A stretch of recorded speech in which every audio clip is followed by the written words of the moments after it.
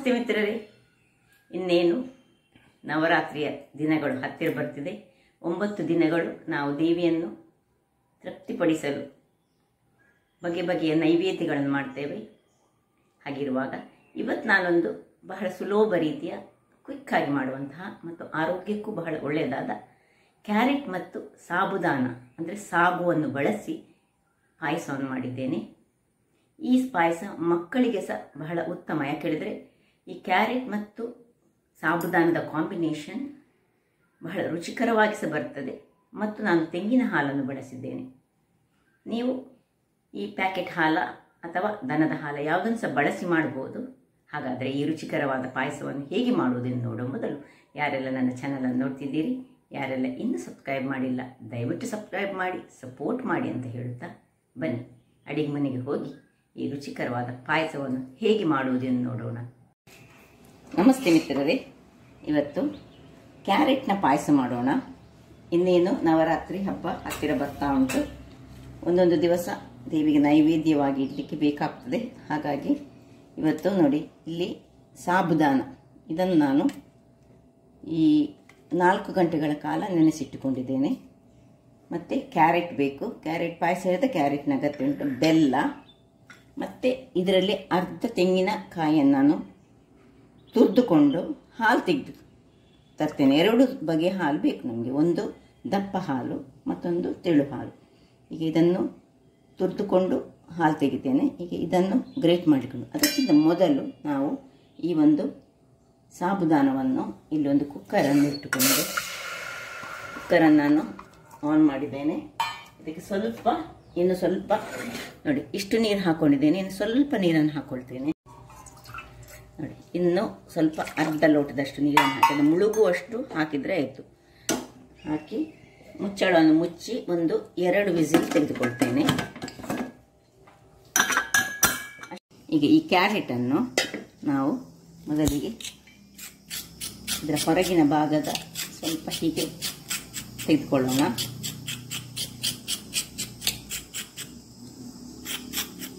ಎರಡನ್ನು ಸಹ ಹಾಗೆ ಹೊರಗಿನ ಭಾಗವನ್ನು ಚೆನ್ನಾಗಿ ಕ್ಲೀನ್ ಮಾಡಿಕೊಳ್ಳೋಣ.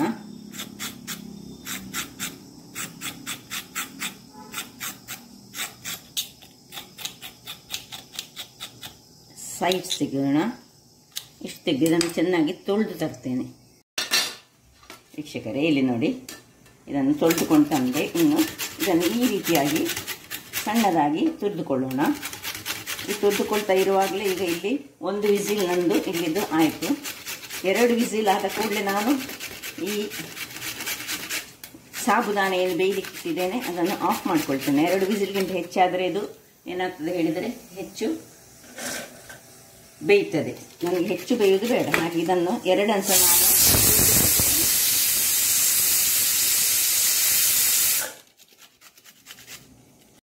ವೀಕ್ಷಕರೇ, ಇಲ್ಲಿ ನೋಡಿ ತುರಿದುಕೊಂಡು ರೆಡಿ ಆಯಿತು.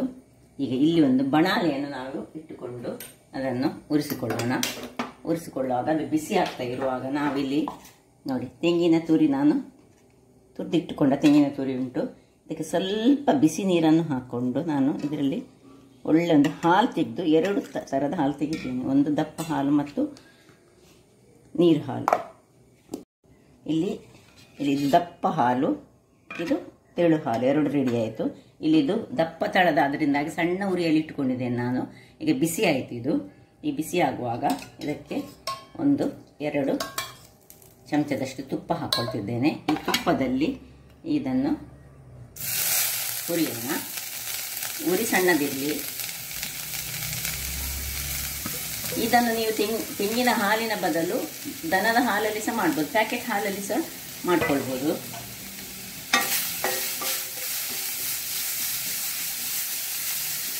ಸ್ವಲ್ಪ ಹೀಗೆ ಹುರಿತಾ ಒಳ್ಳೆ ಇದರ ಹಸಿ ವಾಸನೆ ಹೋಗುವವರೆಗೆ ಇನ್ನೊಂದು ಚಮಚ ಸಹ ಹಾಕ್ಕೊಂಡು ಸಣ್ಣ ಉರಿಯಲ್ಲಿ ಹುರಿಯೋಣ.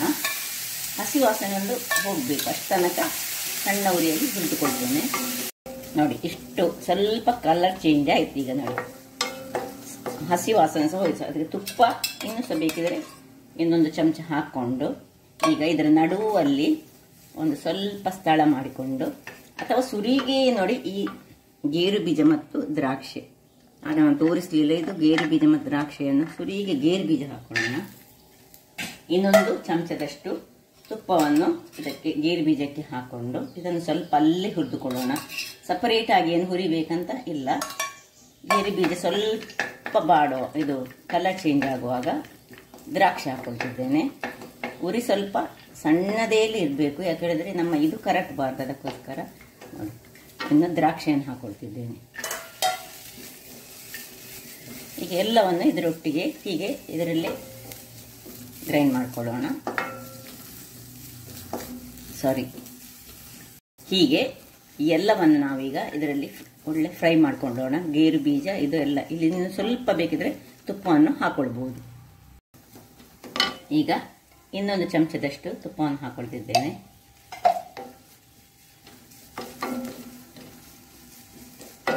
ಸಾಕು, ಇಷ್ಟು ಫ್ರೈ ಆದ ಸಾಕು. ಈಗ ಇಲ್ಲಿ ನಾವು ಕುಕ್ಕರಲ್ಲಿ ಏನು ಬೇಯಿಸಿಕೊಂಡಿದ್ದೇವೆ ನೋಡಿ,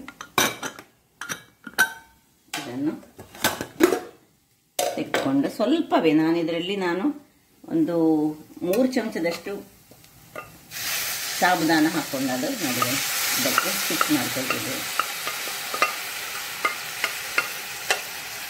ಬಹಳ ಸುಲಭ ರೀತಿಯಲ್ಲಿ ಮಾಡುವಂತಹ ಪಾಯಸ ಇದು. ಸ್ವಲ್ಪ ಹಸಿ ವಾಸನೆ ಮಾತ್ರ ಈ ಕ್ಯಾರೆಟ್ ಇದು ಹೋಗಬೇಕು, ಆರೋಗ್ಯಕ್ಕೆ ಸಹ ಬಹಳ ಉತ್ತಮವಾದುದು. ಅದರಿಂದಾಗಿ ನೋಡಿ ಇದರಲ್ಲಿ ಹೀಗೆ ಹಾಕ್ಕೊಂಡು ಇನ್ನು ಏನು ನಮ್ಮ ಹತ್ರ ನೀರು ಹಾಲು ಉಂಟು ನೋಡಿ, ಅದನ್ನು ಇದಕ್ಕೆ ಹಾಕೊಳ್ಳೋಣ.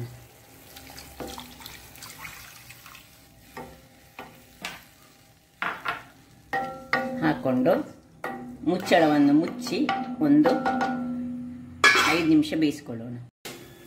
ವೀಕ್ಷಕರೇ, ಇಲ್ಲಿ ನೋಡಿ ಇದು ಒಳ್ಳೆ ಕುದಿತಾ ಉಂಟು. ಈಗ ನಾವು ಇದಕ್ಕೆ ಬೆಲ್ಲವನ್ನು ಸೇರಿಸ್ಕೊಳ್ಳೋಣ. ಬೆಲ್ಲವನ್ನು ಸೇರಿಸ್ಕೊಂಡು ಇದನ್ನು ಇನ್ನೊಮ್ಮೆ ಮುಚ್ಚಿಕೊಳ್ಳೋಣ. ಅಷ್ಟೊತ್ತಿಗೆ ಇಲ್ಲಿ ನಾವು ಈ ತೆಂಗಿನ ಹಾಲು ಏನುಂಟು ಆ ಹಾಲಿಗೆ ಈ ಬೆಲ್ಲದ ಪಾತ್ರೆಯಲ್ಲಿ ಅದರಿಂದ ಈ ತೆಂಗಿನ ಹಾಲಲ್ಲಿ 1 ಚಮಚದಷ್ಟು ಹಾಲು ತೆಗೆದುಕೊಂಡು ಇಲ್ಲಿ ನಾನು ಸ್ವಲ್ಪ ಕಸ್ಟರ್ಡ್ ಪೌಡರ್ನ ಒಂದು ಸಣ್ಣ ಸ್ಪೂನ್ನಷ್ಟು, ಒಂದು ಅರ್ಧ ಸ್ಪೂನ್ನಷ್ಟು ಕಸ್ಟರ್ಡ್ ಪೌಡರನ್ನು ಇದಕ್ಕೆ ಯೂಸ್ ಮಾಡ್ತಿದ್ದೇನೆ. ಇದ್ದರೆ ಹಾಕೊಳ್ಬೋದು, ಒಂದು ಒಳ್ಳೆ ಟೇಸ್ಟ್ ಬರ್ತದೆ ನೋಡಿ. ಈ ಚಮಚದಲ್ಲಿ 1 ಅಥವಾ ಅರ್ಧ ಚಮಚದಷ್ಟು ಕಸ್ಟರ್ಡ್ ಪೌಡರನ್ನು ನಾನು ಯೂಸ್ ಮಾಡ್ತಿದ್ದೇನೆ. ಇದನ್ನು ಚೆನ್ನಾಗಿ ಮಿಕ್ಸ್ ಮಾಡ್ಕೊಳ್ಳೋಣ. ಸ್ವಲ್ಪ ನೀರನ್ನು ಹಾಕೊಳ್ತಿದ್ದೇನೆ ನೋಡಿ, ಒಳ್ಳೆ ಗಂಟಿಲ್ಲದ ಹಾಗೆ ಇದನ್ನು ರೆಡಿ ಮಾಡಿ ಇಟ್ಕೊಳ್ಳೋಣ. ನೋಡಿ ಹೀಗೆ ಗಂಟಿಲ್ಲದ ಹಾಗೆ ಇದರಲ್ಲಿ ಅರ್ಧ ಸ್ಪೂನ್ಸ್ ಸಾಕು, 1 ಸ್ಪೂನ್ಸ್ ಇದ್ದರೆ ಮಾತ್ರ ಹಾಕೊಳ್ಳಿ, ಅದೇನು ಬೇಕಂತ ಏನಿಲ್ಲ. ಈಗ ಇದನ್ನು ಇದಕ್ಕೆ ಹಾಕೊಳ್ತಿದ್ದೇನೆ. ಒಳ್ಳೆ ಟೇಸ್ಟ್ ಬರ್ತದೆ ನೋಡಿ. ಬೆಲ್ಲ ಎಲ್ಲ ನೀರಾಗ್ತಾ ಬರ್ತಾ ಉಂಟು. ಈಗೆಲ್ಲ ಬೆಲ್ಲ ನೀರಾಗಬೇಕು ನಮಗೆ. ಹೀಗೆ ಅಷ್ಟೊತ್ತಿಗೆ ಕಸ್ಟರ್ಡ್ ಹಾಕಿದ ಮೇಲೆ ಸ್ವಲ್ಪ ಕೈಯನ್ನು ಆಡಿಸ್ತಾನೇ ಇರಬೇಕು ನಾವು. ಯಾಕಂದರೆ ಇನ್ನು ಸ್ವಲ್ಪ ಈ ಕಸ್ಟರ್ಡ್ನ ಇದಕ್ಕೆ ಸ್ವಲ್ಪ ನೀರನ್ನು ಹಾಕ್ಕೊಳ್ತಿದ್ದೇನೆ. ಎಷ್ಟು ಹಾಕಿದ್ದೇನೆ ಅಷ್ಟೇ ನೀರನ್ನು ಹಾಕ್ಕೊಂಡು ಇನ್ನೊಮ್ಮೆ ಕೈ ಆಡಿಸ್ಕೊಳ್ಳೋಣ. ಹೀಗೆ ಸ್ವಲ್ಪ ಹೊತ್ತು ಕೈ ಆಡಿಸ್ಕೊಂಡು ಇರೋಣ. ಇಷ್ಟ ಆಗುವಾಗ ಇನ್ನು ಇಲ್ಲಿ ಏಲಕ್ಕಿಯನ್ನು ನಾನು ಗುದ್ದಿಸಿಕೊಂಡಿದ್ದೇನೆ ನೋಡಿ. ಏಲಕ್ಕಿ ಪುಡಿ ಸಾಕ್ತದೆ, ಏಲಕ್ಕಿ ಸಹ ಅದು ಅಲ್ಲೇ ಇರಲಿ. ಇಲ್ಲಿಗ ದಪ್ಪ ಹಾಲನ್ನು ಇದಕ್ಕೆ ಹಾಕೊಳ್ಳೋಣ.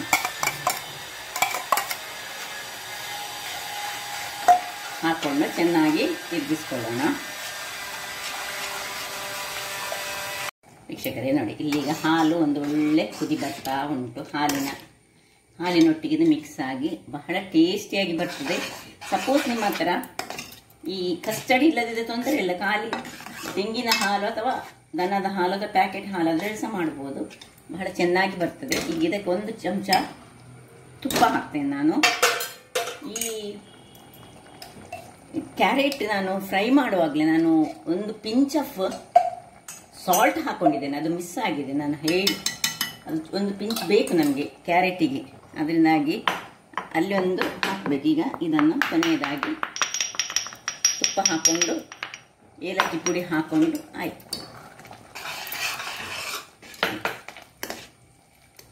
ರುಚಿಯಾದ ಒಂದು ಪಾಯಸ ರೆಡಿ ಆಯಿತು. ಸೊ ಕ್ಯಾರೆಟ್ ಆರೋಗ್ಯಕ್ಕೆ ಒಳ್ಳೆಯದು. ಆಫ್ ಮಾಡ್ಕೊಳ್ತಿದ್ದೇನೆ. ಇನ್ನು ಸರ್ವಿಂಗ್ ಟೈಮ್. ಈಗ ಸರ್ವ್ ಮಾಡೋಣ. ಎಷ್ಟು ಕಲರ್ಫುಲ್ಲಾಗಿ ಸಹ ಉಂಟು, ಆರೋಗ್ಯಕ್ಕೆ ಸಹ ಒಳ್ಳೆಯದು. ಮಕ್ಕಳಿಗೆ ಅಂತೂ ಈ ಕಸ್ಟರ್ಡ್ ಹಾಕಿ ಕೊಟ್ಟರೆ ಬಹಳ ಚೆನ್ನಾಗಿ ತಿಂತಾರೆ ಅವರು. ರುಚಿ ಸಹ ಹೆಚ್ಚಾಗ್ತಿರ್ತದೆ. ರುಚಿಯಾದ ಕ್ಯಾರೆಟ್ನ ಪಾಯಸ ರೆಡಿಯಾಗಿದೆ. ಹಾಗಾದರೆ ನನ್ನ ಈ ಕುಕಿಂಗ್ ಚಾನಲ್ ನಿಮಗೆ ಇಷ್ಟ ಆದರೆ ಬೋಳೂರು ಸುವರ್ಣ ಚಾನಲನ್ನು ಲೈಕ್ ಮಾಡಿ, ಶೇರ್ ಮಾಡಿ ಹಾಗೂ ಸಬ್ಸ್ಕ್ರೈಬ್ ಮಾಡಿ ಹಾಗೂ ನನ್ನ ಇನ್ಸ್ಟಾಗ್ರಾಮ್ ಪೇಜನ್ನು ಫಾಲೋ ಮಾಡಿ. ಧನ್ಯವಾದಗಳು.